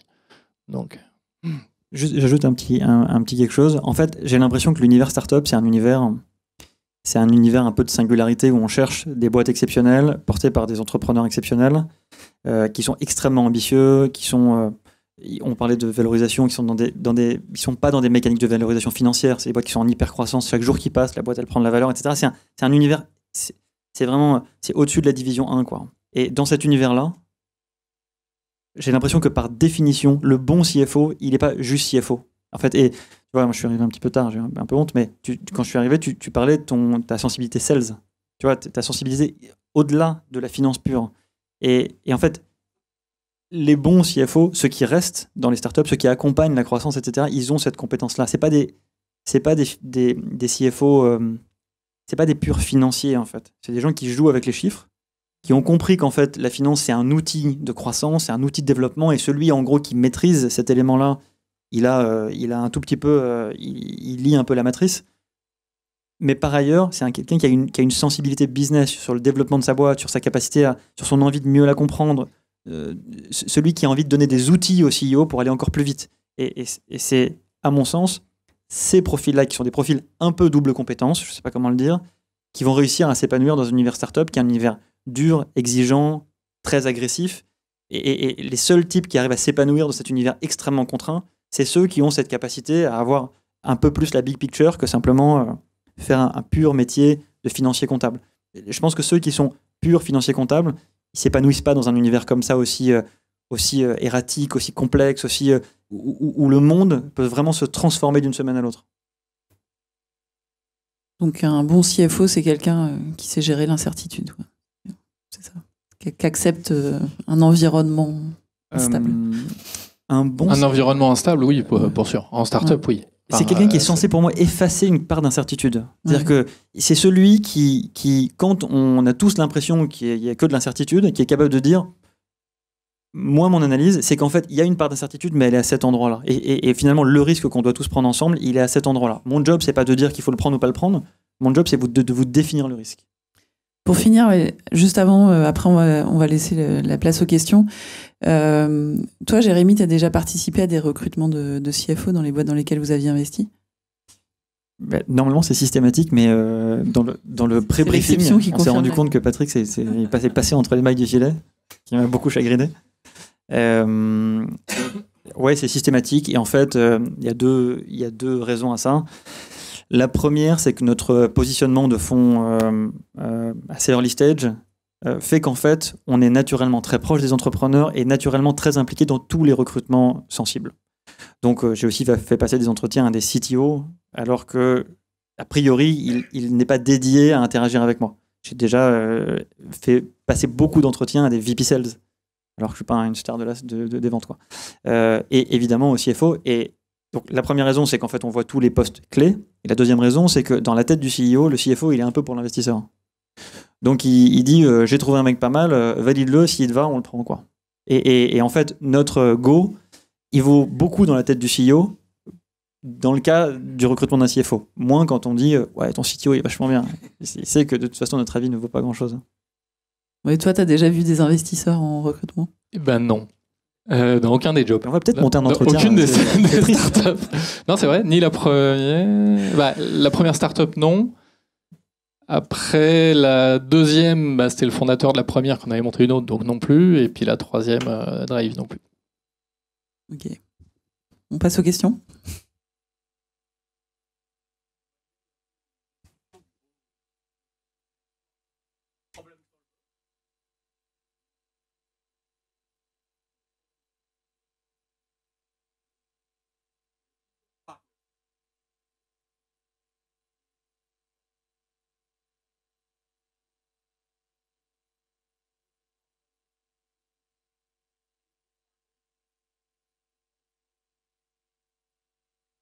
Moi oui, enfin business partner c'est sûr, problem solver c'est sûr aussi, mais c'est surtout enlever tous les problèmes du CEO. Enfin, moi j'ai un CEO visionnaire, j'aurai jamais la vision qu'il a, et il faut qu'il passe sa vie à penser à ce que sera Drivey dans 4 ans, pas qu'il passe sa vie à penser aux problèmes qu'il y a dans la boîte ce matin. Et tout le temps qu'on peut lui... Là, on a fait un exercice il y a 2 mois, on a eu la chance de recruter une CMO en septembre, avec qui ça se passe vraiment très très bien. Et là, vraiment, on a redirigé toutes les forces de la boîte, on a revu tout l'organigramme pour que le CEO puisse se focaliser sur où est-ce qu'on va, et pas les problèmes du quotidien. C'est une très bonne question. Naturellement, j'ai envie de dire oui. Et en fait, dans la réalité, ça dépend des cas. C'est-à-dire qu'il y a des cas où le CFO est que l'un des deux, et ça va quand même très bien, parce que le deuxième job est pris par quelqu'un d'autre, un directeur des opérations. Il y a des mecs qui sont aussi un peu dans les boîtes, il y a des gars qui ont des rôles pas extrêmement définis, et qui sont en fait ceux qui règlent les problèmes.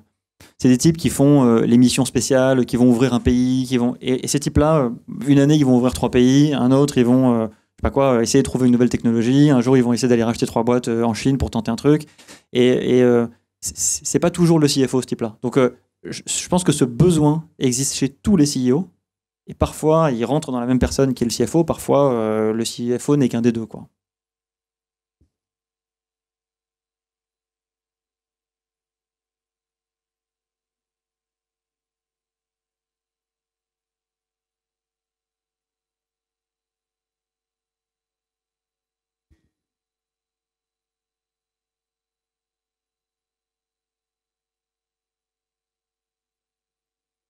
On a dit pas de négo. Il pense que le CFO n'en a jamais assez.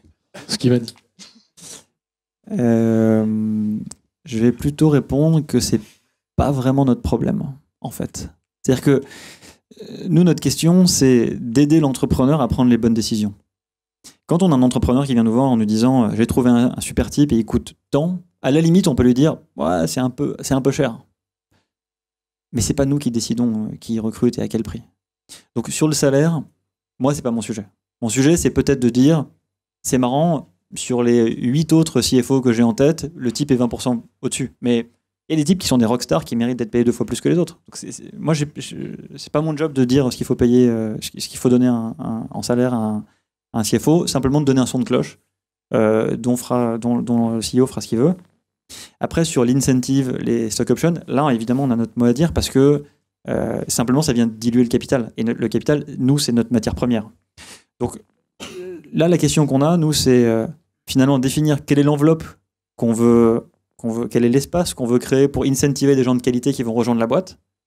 En général, ces gens, il faut le savoir, ils ont un salaire plus bas que ce qu'ils trouveraient ailleurs.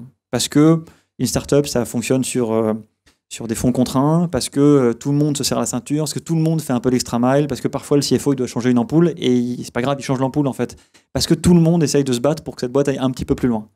Et en face de ce salaire qui peut être parfois plus bas que ce qu'ils auraient sur le marché, régulièrement, les gros profils, CFO et autres, et CTO recrutés à l'extérieur, et VP Sales, et ce qu'on veut, demandent de l'incentive parce qu'ils disent c'est mon trade-off, quoi. Je vais bosser 2 fois plus, je vais gagner un peu moins, je veux essayer d'avoir un reward si à la fin j'aide à vendre cette boîte à 1 milliard.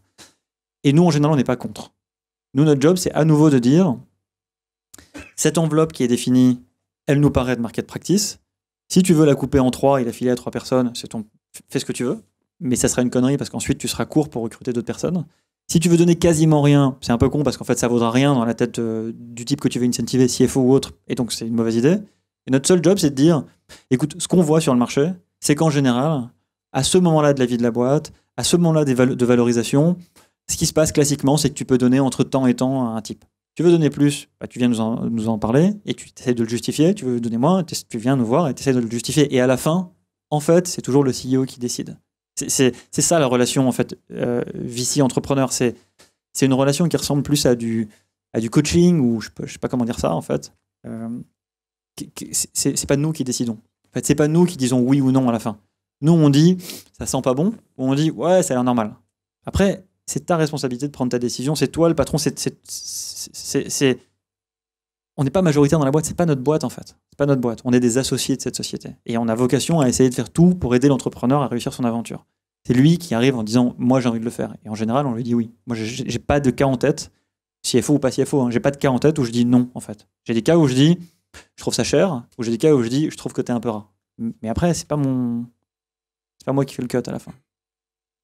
Après, enfin, moi je disais quand je suis arrivé, en fait, il voulait vraiment embaucher un junior, donc et Paulin est un très bon négociateur aussi, et aussi bien avec les investisseurs qu'avec ses employés.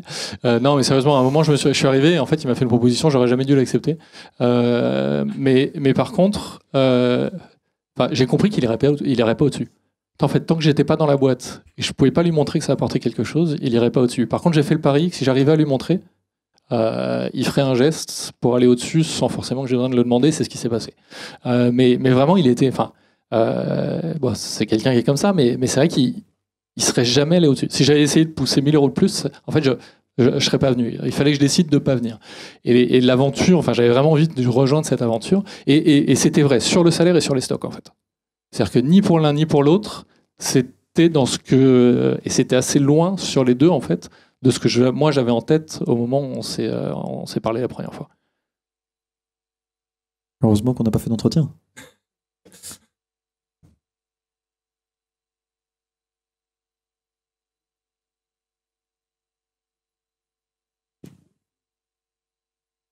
Qu'est-ce que ça veut dire? C'est-à-dire, celui-là, il est bien?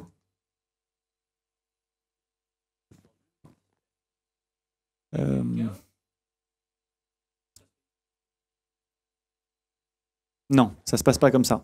Ce qui m'arrive, en fait, nous, on est un peu...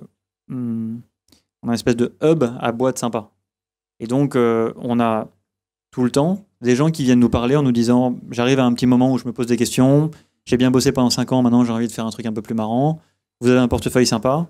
Plutôt que d'envoyer 50 CV, est-ce qu'il y a des boîtes intéressantes dans votre portefeuille qui auraient ce besoin-là ?» Et on fait ça très régulièrement. On fait passer plein d'entretiens toute la journée à des gens sans avoir de job en face.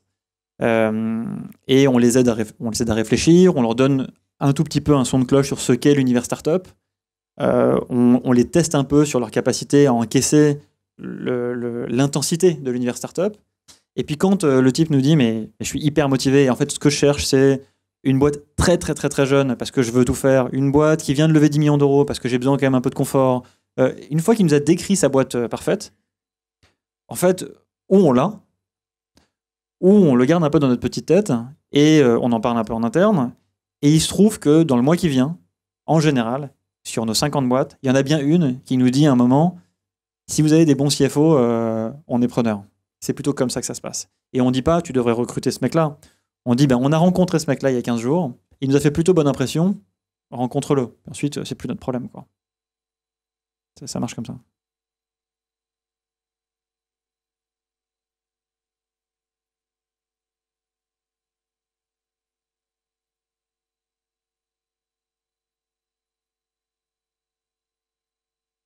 Il est un peu tard pour une question complexe comme ça. Tic-tac, tic-tac, tic.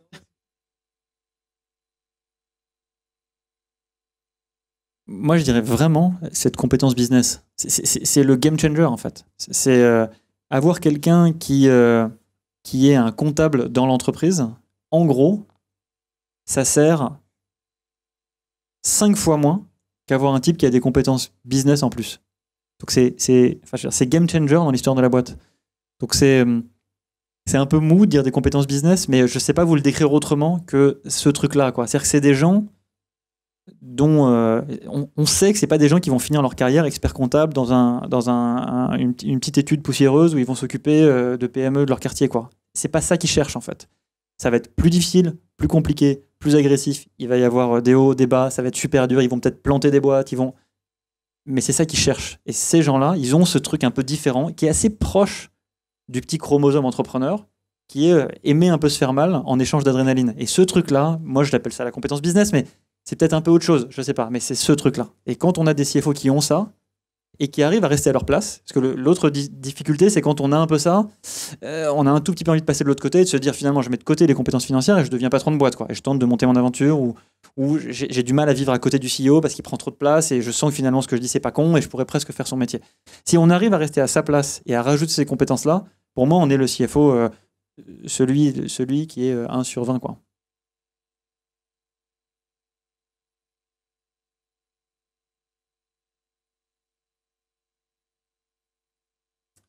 Alors c'est un peu spécial chez Drivey parce que il y a un CTO qui est là depuis très longtemps, qui est Nicolas, qui est quasiment un fondateur de la boîte parce qu'il est arrivé ça a été lancé en 2010, il est arrivé en 2011, et c'est quelqu'un qui ne veut pas s'impliquer en fait dans tout ce qui est autour du management de la boîte. C'est-à-dire lui, par exemple, je ne l'ai pas non plus rencontré en entretien. C'est-à-dire que c'est pas quelqu'un qui... Et j'ai demandé pourtant. J'ai dit, moi j'aimerais bien rencontrer le cofondateur. Et Paulin m'a dit, mais en fait, il s'en fout de tout ça. Enfin, il me fait confiance de choisir la bonne personne. Et c'est vrai que, du coup, Paulin, je disais tout à l'heure, il était un peu seul dans l'aventure parce que il a un CTO qui est un génie. Vraiment, enfin, sur sa partie product tech, je veux dire, il a toutes les qualités du monde là-dessus, et je pense que c'est peut-être aussi un Graal de CTO, mais il était pas là-dedans. Donc après, ce qui est très intéressant, c'est que là, on a embauché en CMO une CEO. Elle était CEO dans la boîte où elle était avant. Et là, on sent vraiment depuis 3 mois, ça libère plein de force dans l'entreprise. Ce fait que le binôme de management soit devenu un trinôme de management. En plus, quand Paulin n'est pas un manager, c'est-à-dire que c'est quelque chose qu'il aime pas, c'est pas quelque chose qu'il aime faire. L'animation en day-to-day du management de la boîte, c'est pas quelque chose qui lui plaît vraiment. Donc du coup, là, d'avoir 2 personnes à côté de lui à qui par contre ça leur plaît de le faire, il y a une nouvelle étape qui est en train de se construire là, clairement.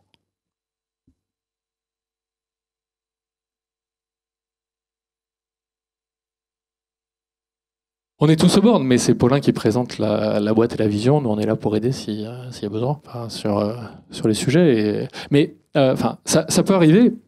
Quand il y a des grandes décisions à prendre, que ce soit de racheter un concurrent, que ce soit de faire des choses comme ça, on n'est pas tous toujours d'accord en interne avant que ça se fasse. Par contre, on se met d'accord en interne avant. Et quand je dis se mettre d'accord en interne, ça peut vouloir dire accepter que le CEO prenne la décision sans que ce soit la nôtre, en fait. Et une fois que ça s'est fait, alors là, par contre, on est là en soutien. C'est-à-dire qu'il est hors de question, si on a un avis différent, d'aller commencer en milieu d'un board à aller présenter que même moi, en fait, j'étais assez d'accord, parce qu'on sent le vent tourner des investisseurs qui étaient plutôt pour. Enfin, ça n'arrive pas. Ça ne doit pas arriver, en tout cas. Donc, vraiment, on se met en board, on est là pour aider et appuyer la vision et montrer que nous aussi, on y croit dans ce qui a été décidé.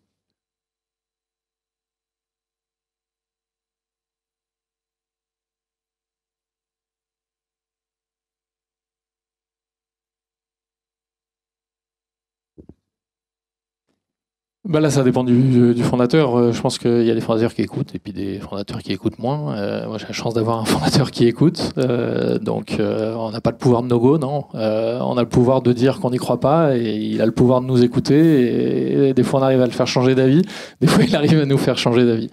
Et en général, j'avoue qu'il arrive souvent à nous faire changer d'avis, en fait.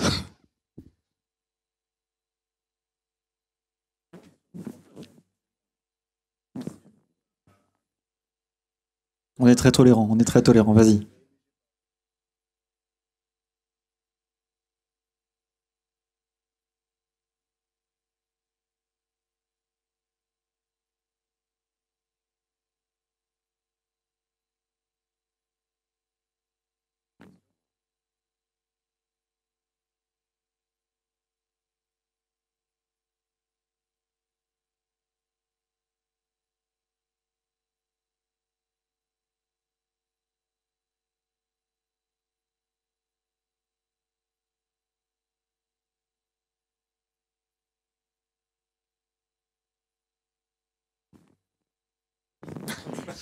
Alors ça a été répondu tout à l'heure. Je te laisse le micro ou je vous laisse. Il y en avait.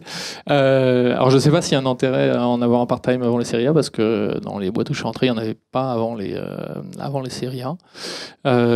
Après sur CFO, DAF, c'est un peu. Moi un jour, enfin c'était un de mes anciens patrons du coup de la première startup, il m'a dit t'es DAF mais t'es pas CFO. Tu seras justement CFO quand tu seras plus uniquement dans la technique comptable et financière, mais quand tu vas commencer à influencer le business. Enfin, ce que disait Jérémy tout à l'heure. Et donc j'ai acté qu'un DAF, c'était pas un CFO. Et puis un jour, on m'a proposé un job de CFO, donc je l'ai pris. Mais je pense qu'on m'aurait appelé DAF, je l'aurais pris aussi en fait. Et moi, je pense que c'est un non-sujet. C'est-à-dire que je pense juste que CFO, c'est plus la classe que DAF. Je pense que CEO, c'est plus la classe que PDG, quoi. Et je pense que VP Sales, c'est plus la classe que directeur commercial. Mais tu vois, c'est le franglais des startups, quoi. C'est que c'est plus sympa d'être CEO sur sa carte de visite plutôt d'être président, directeur général. Ça fait vieux con, quoi. Non, vraiment, pour moi, c'est culturel quasiment, tu vois. Enfin, moi, je dis pas prendre un DAF plutôt qu'un CFO. Mais on a beaucoup de parler soit de DAF, soit de comptable. En fait, je pense que peut-être la notion qui manque, c'est la partie contrôle de gestion décisionnelle. Enfin, c'est sans doute ça qu'on appelle le business.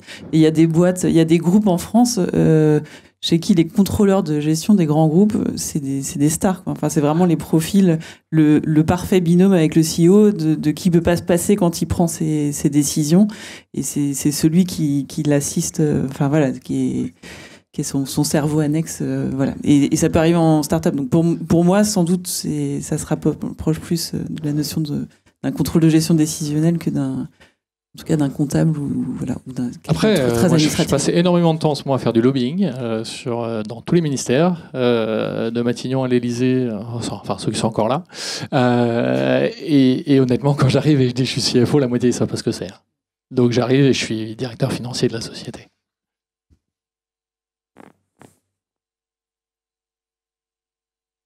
Ok. Moi, je crois qu'on va conclure là. Merci beaucoup à vous. Avec plaisir.